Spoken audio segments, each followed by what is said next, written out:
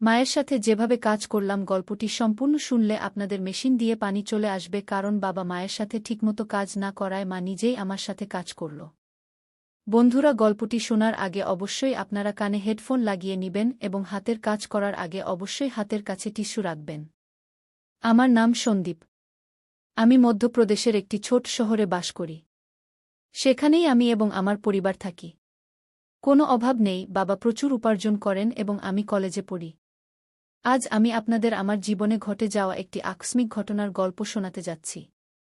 এটি সেই সময়ের কথা যখন আমি কলেজে পড়তাম এবং তখন ততটা বুদ্ধিমানও ছিলাম না। আমাদের বাড়িতে আমি, আমার মা এবং বাবা থাকি। আমাদের বাড়ি বেশ বড়, যেন কোনো ধনীর বাংলো। বাবা সকালে কাজে চলে যান এবং রাতে দেরি করে বাড়ি ফেরেন। সেই সময় বাড়িতে শুধু আমি এবং মা থাকতাম। আমি কিছুক্ষণ পড়াশোনা করতাম এবং পরে ঘুমিয়ে পড়তাম। কিন্তু মা সবসময় বাবার জন্য অপেক্ষা করতেন।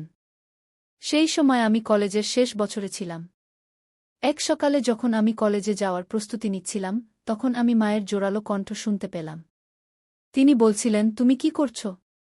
রাত 2টায় বাড়ি আসো এবং বলো অফিসে কাজ ছিল। রাত 2টা কোন অফিসের কাজ চলে? সরাসরি বলো না যে তুমি সেই মেয়ের সাথে ছিলে। মা খুব রেগে গিয়েছিলেন।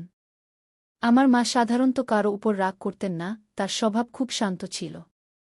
কিন্তু আজ কি হয়েছিল জানি না, মা খুব রেগে গিয়েছিলেন। আমি 2টায় আসি বা 3টায়? 3টা বাজে, তোমাকে যা চাইছে তা মিলতে হচ্ছে না, পরে চুপ থাকো। বাবা তীব্র আওয়াজে মাকে বললেন, কি চাইছে তা মিলছে? টাকা, গহনা, এসব ছাড়াও কি কোনো সুখ থাকে? এখন আর কিছু বলো না, কিন্তু এখন আর সহ্য হচ্ছে না। 3-4 মাস হয়ে গেছে, তুমি আমাকে ছুঁয়েও দেখোনি। শেষ ওই মেয়ের মধ্যে এমন কি আছে যা আমার মধ্যে নেই? মায়ের আওয়াজ আরও তীব্র হয়ে উঠল। তখন বাবা রেগে বললেন, বারবার মেয়ে বলো না, নইলে। তাহলে কি করবে? মা উল্টো জবাব দিলেন। সেই সময় বাবার রাগ অনেক বেড়ে গিয়েছিল। তখনই হঠাৎ ধমকের আওয়াজ এল এবং সঙ্গে সঙ্গেই মায়ের চিৎকারে পুরো ঘর গুঞ্জে উঠল। আমি তৎক্ষণাৎ আমার ঘর থেকে ছুটে তাদের বেডরুমের দিকে গেলাম। যে দৃশ্য আমি দেখলাম তা দেখে আমি হতবাক হয়ে গেলাম। বাবা মাকে বেল্ট দিয়ে মারছিলেন। মা ব্যথায় চিৎকার করছিলেন, কিন্তু বাবা থামার নামই নিচ্ছিলেন না। আমি কিছু না ভেবেই মায়ের উপর ঝাঁপিয়ে পড়লাম, যাতে তাকে বাঁচাতে পারি। কিন্তু বাবা তখনও থামলেন না। যেই আমার উপরেও 2-4টি বেল্টের আঘাত লাগল, বাবা থামলেন এবং তিল মিলিয়ে আমার দিকে রেগে তাকাতে লাগলেন, তারপর বাড়ি থেকে বেরিয়ে গেলেন। পরের দিকে আমি মায়ের দিকে তাকালাম। মায়ের চোখ থেকে অশ্রুধারা বয়ে যাচ্ছিল। আমি মাকে সাপোর্ট দিয়ে উঠিয়ে দিলাম। উঠতে গিয়ে মা কেঁদে উঠলেন। আমি তাকে বিছানায় বসালাম। তখন পর্যন্ত তার হাত ও পিঠে লাল দাগ পড়ে গিয়েছিল। এ দেখে আমার বাবার উপর প্রচণ্ড রাগ উঠল। কোনো মানুষ এত নিষ্ঠুর কি করে হতে পারে? কেউ নিজের স্ত্রীকেও এভাবে মারতে পারে? তখন আমি দ্রুত রান্নাঘরে গেলাম। একটি বাটিতে তেল ও হলুদ মিশিয়ে মায়ের কাছে নিয়ে এলাম। মায়ের পিঠে 2-4টি বেল্টের আঘাতের ব্যথা অনুভব হচ্ছিল। মা ফুপিয়ে ফুপিয়ে কাঁদছিলেন। এরপর আমি মায়ের হাত ও পিঠে তেল হলুদের মিশ্রণ লাগানো শুরু করলাম, যেখানে তাকে মারা হয়েছিল। কিছু জায়গায় হালকা রক্ত বের হয়েছিল। মিশ্রণ লাগানোর পর আমি বাটিটি একপাশে রেখে মায়ের পাশে বসে পড়লাম। মা আমাকে দেখে তৎক্ষণাৎ আমাকে জড়িয়ে ধরে কাঁদতে লাগলেন। পরে তিনি আমার গলায় মুখ লুকিয়ে জোরে জোরে কাঁদতে লাগলেন। মায়ের অশ্রুতে আমার কাঁধ ভিজে গেল। আমি তার পিঠে হাত বুলিয়ে তাকে শান্ত করার চেষ্টা করছিলাম। আমরা দুজন অনেকক্ষণ ধরে এভাবেই একে অপরের বাহুতে ছিলাম। তখনই মায়ের হাত যখন আমার পিঠের দাগগুলো স্পর্শ করল, তীব্র ব্যথার ঢেউ উঠল এবং আমি কেঁদে উঠলাম। মা যেই এটা বুঝতে পারলেন, তিনি তৎক্ষণাৎ আমার থেকে সরে গেলেন। পরে মা আমার শার্ট উপরে তুলে সেই বাটি থেকে তেল হলুদের মিশ্রণ ধীরে ধীরে আমার পিঠে লাগাতে লাগলেন। লাগানোর সময়ও তিনি ফুপিয়ে ফুপিয়ে কাঁদছিলেন। তুই কেন আমার জন্য মাঝখানে এলি? অকারণে তোরও মার খেতে হলো, মা এমন বললেন। তখন আমি তাকে বললাম, মা, তোমার জন্য যদি আমার প্রাণও চলে যেত, তবু আমার কোনো দুঃখ হতো না। কিন্তু তিনি তোমাকে মারলেন। যখন আমি এ কথা বললাম, তখন মা আমার দিকে তাকিয়ে বললেন, তোকে বলব কি না ভাবছি। ছেড়ে দে, এখন তোকে এসব জানা উচিত। গত 2 বছর ধরে তোমার বাবা একটি মেয়ের পেছনে ঘুরছে। রাতে দেরি করে আসে এবং আমার জন্য যেন কোনো অস্তিত্বই নেই তার কাছে। আর আমাকে এ কথা বলতে লজ্জাও হচ্ছে যে গত কয়েক মাস ধরে সে আমাকে ছুঁয়েও দেখেনি। কয়েকবার মনে হয়েছে আমি নিজের প্রাণ দিয়ে দিই। কিন্তু আমার পরে তোর কি হবে এ ভেবে আমি এমন পদক্ষেপ নিইনি। কিন্তু সত্যি এখন এই জীবন থেকে ক্লান্ত হয়ে পড়েছি। এখন আমি ঠিক করেছি একই ঘরে থাকব, কিন্তু তার সাথে কোনো সম্পর্ক রাখব না। মায়ের এ কথা শুনে আমি ভাবনায় পড়ে গেলাম। এত সুন্দর, সুশিক্ষিত ও বুদ্ধিমান মা হওয়ার সত্ত্বেও বাবা কি করে অন্য নারীর পেছনে ঘুরছে। মনে মনে আমি বাবার এই কাজকে দোষী সাব্যস্ত করলাম। মা সত্যিই খুব সুন্দর ছিলেন। সুন্দর চেহারা, নাজুক বডি, স্লিম ফিগার, ৫ ফুট উচ্চতা, ফর্সা রং, তিনি যেন কোনো ছবিতে আঁকা দেবীর মতো দেখাতেন। তবুও বাবা কেন তার সৌন্দর্য দেখতে পাচ্ছিলেন না? সেই দিনের পর থেকে মা বাবার সাথে কথা বলা বন্ধ করে দিলেন। তিনি আমার ঘরে আমার পাশেই ঘুমাতে লাগলেন। বাবা মাসে বাড়ির সব জিনিসপত্র ভরিয়ে দিতেন এবং টিভির পাশের ড্রয়ারে ৫,০০০ টাকা রেখে যেতেন। এখন তো বাবা বাড়িতে খেতেও আসতেন না।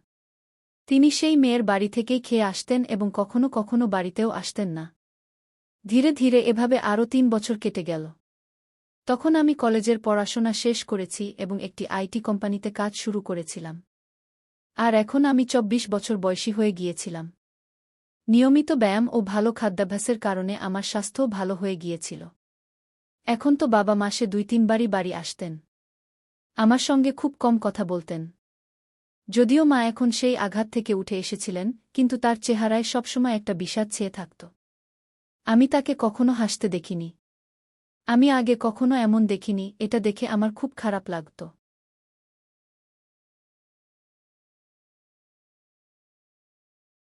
যখন আমি চাকরিতে যোগ দিই, কোম্পানি আমাকে একটি ল্যাপটপ দিয়েছিল, তাই আমি বাড়িতে ইন্টারনেট সংযোগও করিয়ে নিয়েছিলাম। ছোটবেলা থেকে মায়ের সঙ্গে থাকার কারণে আমার বেশি বন্ধু ছিল না, মাই ছিলেন আমার সবচেয়ে কাছের বন্ধু। সন্ধ্যায় যখন আমি কাজ থেকে বাড়ি ফিরতাম, ফ্রেশ হয়ে চা খেতাম এবং পরে বেডরুমে গিয়ে ল্যাপটপে ইন্টারনেট ব্যবহার করতাম। এটা আমার সময় কাটানোর মাধ্যম হয়ে উঠেছিল। সেই বয়সের কারণে আমি ইন্টারনেটে বিভিন্ন ধরনের সিনেমা দেখতাম, কিন্তু আমার সবচেয়ে বেশি পছন্দ হতে শুরু করেছিল মা এবং ছেলের মধ্যে সম্পর্ক নিয়ে সিনেমা। ধীরে ধীরে মায়ের দিকে তাকানোর আমার দৃষ্টিভঙ্গিতেও পরিবর্তন আসতে শুরু করেছিল। একদিন সোমবার ছিল, রাত প্রায় ৯টা বাজে, হঠাৎ বাবা বাড়ি এলেন। আমাদের বাড়ি মায়ের নামে ছিল। বাবা মাকে বলতে লাগলেন যে বাড়ি তার নামে করে দিতে। তখন মা অস্বীকার করলে বাবা তাকে খুব বকাঝকা করতে লাগলেন। মা চুপচাপ শুনতে থাকলেন। এমন সময় বাবা মায়ের গালে এক চড় মারলেন। এ দেখে আমার রক্ত গরম হয়ে উঠল। বাবা দ্বিতীয় চড় মারতে যাচ্ছিলেন, তখনই আমি তার হাত ধরে ফেললাম এবং বললাম, বাবা, এখন যথেষ্ট হয়েছে। এই তামাশা অনেক হয়েছে। এখন আর সহ্য করা যায় না। আজ থেকে এই বাড়িতে পা রাখলে এর পরিণাম ভালো হবে না গি। এরপর মাও রেগে বাবাকে খুব বকলেন। বাবা মায়ের জোরে বকুনিতে হঠাৎ থেমে গেলেন এবং আমার শক্তিশালী শরীর দেখে সেখান থেকে চলে গেলেন। পরে আমি দরজা বন্ধ করে মায়ের কাছে গেলাম। মা আমাকে চোখে অশ্রু নিয়ে দেখলেন এবং দৌড়ে এসে আমাকে জড়িয়ে ধরে ফুপিয়ে ফুপি কাঁদতে লাগলেন। আমিও মায়ের কোমর শক্ত করে ধরে তাকে আমার বাহুতে জড়িয়ে নিলাম।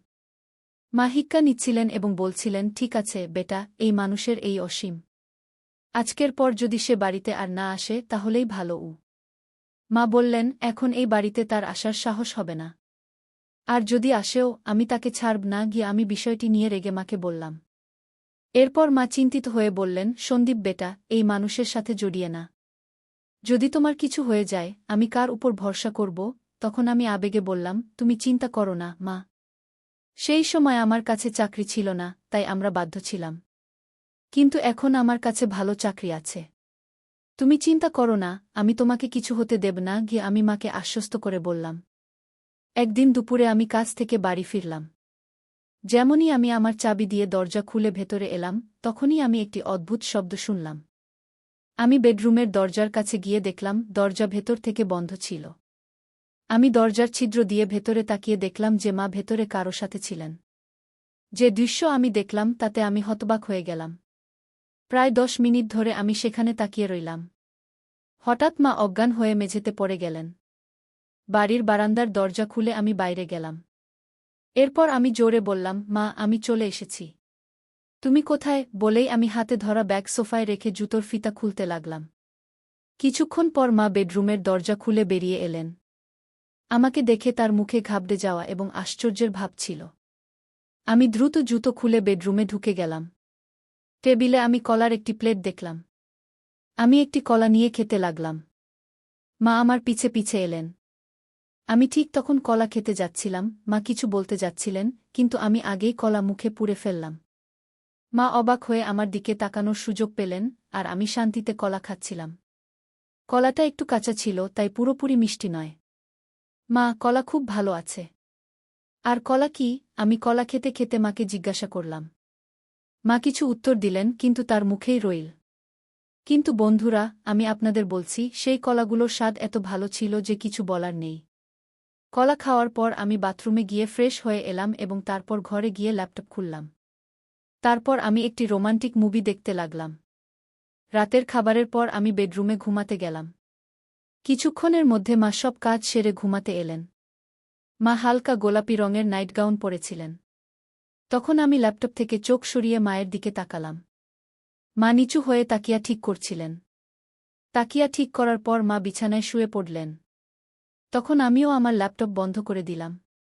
তারপর লাইট বন্ধ করে ঘুমানোর চেষ্টা করলাম। কিন্তু আমার ঘুম আসছিল না। আমার মাথায় সারাদিনের সেই ঘটনা বারবার ঘুরছিল। অনেকক্ষণ ধরে আমি জেগে রইলাম, আর মা শান্তিতে ঘুমাচ্ছিলেন। কিছুক্ষণ পর মা পাশ ফিরলেন এবং আমার দিকে পিঠ করে শুয়ে পড়লেন। এরপর তিনি ছাদের দিকে মুখ করে শুতে শুরু করলেন। আমি কিছুক্ষণের জন্য ভয় পেয়ে গেলাম, কিন্তু যখন মা জাগলেন না, তখন আমি কিছুটা স্বস্তি পেলাম। আমার সাহস বেড়ে গেল এবং আমি ধীরে ধীরে মায়ের দিকে তাকাতে লাগলাম। মা কিছুক্ষণের জন্য আমার দিকে তাকালেন এবং তারপর চোখ বন্ধ করে নিলেন।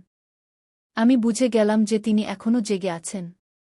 আমি আরেকটু এগিয়ে গেলাম এবং নিজেকে সন্তুষ্ট মনে করলাম। মাও খুশি ছিলেন। তিনি কিছু বলেননি, কিন্তু আমি অনুভব করছিলাম যে তিনিও সন্তুষ্ট হয়েছেন। মা, কি হয়েছে? তুমি চুপ কেন?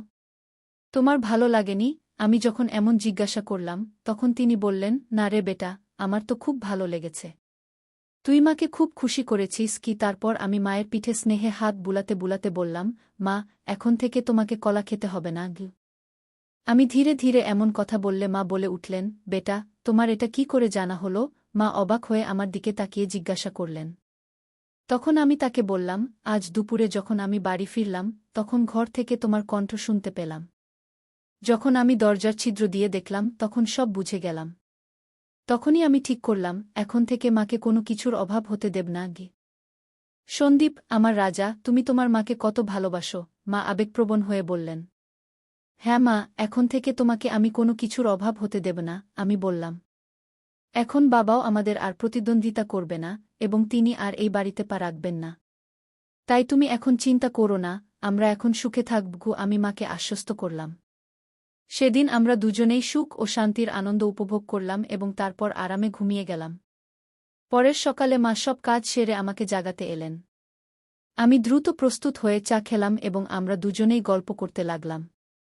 তখনই আমরা দেখলাম, বাবা হঠাৎ এসে আমাদের সামনে দাঁড়িয়ে গেছেন। মা বাবাকে জিজ্ঞাসা করলেন, এখন তোমার কি চাই? একবার বলে দিয়েছি যে আমরা এই বাড়ি দেব না, তাহলে আবার কেন এসেছ? বাবা উত্তর দিলেন, আমার এখন বাড়ি চাই না। আমি শুধু এটা বলতে এসেছি যে আমি এখন আরেকটি বিয়ে করতে যাচ্ছি, তাই তোমাদের থেকে তালাক চাই। তারপর মা আমার দিকে তাকিয়ে জিজ্ঞাসা করলেন, তোমার কি বলার আছে? আমি বললাম, মা, তুমি যা সঠিক মনে করো তাই করো। আমি তোমাকে কোনো কিছুর অভাব হতে দেব না, আমার উপর বিশ্বাস রাখো। মা তখন বাবাকে তালাকের জন্য হ্যাঁ বলে দিলেন। দুপুরে মা এবং বাবা দুজনেই অফিসে গেলেন এবং তাদের বাকি আইনি কাজ সেরে ফিরে এলেন। তারপর থেকে বাবা আর কখনো আমাদের দেখা দেননি এবং আমরাও তাকে খুঁজে বের করার চেষ্টা করিনি। আমরা দুজনেই এখন আমাদের বাড়িতে খুশি ছিলাম এবং বাবাও তার সেক্রেটারির সাথে খুশি ছিলেন। এখন আমরা দুজনেই একা থাকি এবং আমাদের সুখ দুঃখের খেয়াল রাখি। এমনি করে চলতে চলতে এখন অনেক বছর কেটে গেছে। এখন মা আমাকে বলতে শুরু করেছেন, এখনও তোমার অনেক জীবন বাকি আছে, তুমি কোনো ভালো মেয়েকে দেখে নাও, যাতে আমি তোমার বিয়ে দিতে পারি। এবং হ্যাঁ, বিয়ের পর আমাকে ভুলে যেও না। আমি হেসে বললাম, তোমাকে কিভাবে ভুলতে পারি মা, তুমি তো আমার মা। তখন আমরা দুজনেই হেসে উঠলাম। পরের কয়েক মাস আমাদের জীবন খুব শান্তি ও খুশিতে কাটছিল। মা এবং আমি এখন একে অপরের খেয়াল রাখতাম এবং একে অপরের সাথে খুশি ছিলাম। কিন্তু মায়ের কথা আমার মাথায় সবসময় ঘুরত। তিনি বলেছিলেন যে আমাকে আমার জীবনের কথা ভাবতে হবে এবং কোনো ভালো মেয়েকে বিয়ে করতে হবে। আমি এ বিষয়ে গভীরভাবে ভাবা শুরু করলাম এবং একদিন মায়ের সাথে খোলামেলা কথা বললাম। মা, তুমি ঠিক বলেছিলে। এখন সময় এসেছে যে আমি আমার জীবনের পরবর্তী পর্যায়ে এগিয়ে যাই। আমার মনে হয় এখন আমিও কারো সাথে আমার জীবন কাটানোর প্রয়োজন আছে। কি মা আমার মুখের দিকে তাকিয়ে মৃদু হাসলেন। এরপর তিনি বললেন, একদম ঠিক বলেছ বেটা, আমি সবসময় চেয়েছি তুমি তোমার জীবনকে খুশি ও ভালোবাসায় ভরে তুলবে। আমি তোমার জন্য খুব খুশি গু। এরপর মা আমার জন্য মেয়ে দেখা শুরু করলেন। কয়েক দিনের মধ্যেই মা একটি ভালো সম্পর্ক পেয়ে গেলেন। মেয়েটির নাম ছিল প্রিয়া। প্রিয়া খুব বুদ্ধিমান ও সংস্কৃতিবান মেয়ে ছিল। যখন আমি প্রথমবার তার সাথে দেখা করলাম, তখন আমার মনে হল যেন আমার জীবনের সেই শূন্যতা পূর্ণ হয়ে গেল। প্রিয়া এবং আমি খুব শীঘ্রই বিয়ের বন্ধনে আবদ্ধ হলাম। বিয়ের পর আমাদের বাড়ি আরও সুখের হয়ে উঠল। মা, প্রিয়া এবং আমি একটি পরিবারের মতো থাকতে শুরু করলাম। মা এখন এ বিষয়ে খুব খুশি ছিলেন যে তিনি আমাকে একাকিত্ব থেকে বের করে এনে আমার জন্য একটি নতুন জীবন শুরু করতে সাহায্য করেছিলেন। সময় কেটে গেল এবং আমাদের জীবন আগের চেয়েও ভালো হতে লাগল। মা এখন আগের চেয়েও বেশি খুশি ছিলেন এবং আমিও এ বিষয়ে সন্তুষ্ট ছিলাম যে আমি তার সব স্বপ্ন পূরণ করেছি। শেষে আমি শিখলাম যে জীবনের সম্পর্কের গুরুত্ব কতটা, তা সে মা-ছেলের সম্পর্ক হোক বা স্বামী-স্ত্রীর। সত্যিকারের ভালোবাসা ও সম্মানী সম্পর্ককে মজবুত করে এবং এই শিক্ষাই আমি আমার জীবনে প্রয়োগ করেছি। তাই বন্ধুরা, এই গল্পের মূল বার্তা হল যে পরিবারই আমাদের আসল শক্তি এবং যখন আমরা আমাদের পরিবারের পাশে দাঁড়াই, তখন সব কঠিন কাজ সহজ হয়ে যায়।